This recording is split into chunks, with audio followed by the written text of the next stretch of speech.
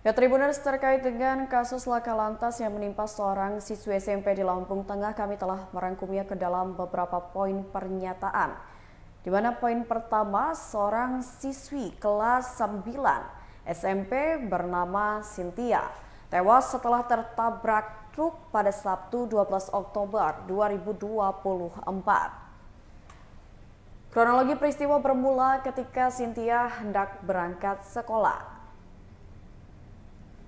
Motor Cynthia melaju dari arah Kecamatan Padang Ratu menuju Kecamatan Gunung Sugi.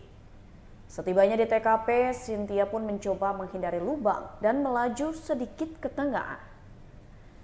Namun, di saat bersamaan datang truk yang diduga tidak mengurangi kecepatan saat Cynthia menghindari lubang. Korban tertabrak dan terseret roda depan truk bagian kanan. Akibat kejadian tersebut, korban meninggal di tempat.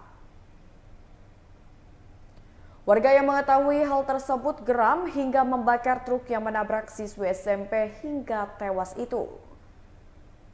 Truk digulingkan warga, selanjutnya dibakar massa. Namun, sopir truk sudah lebih dulu diamankan oleh pihak kepolisian.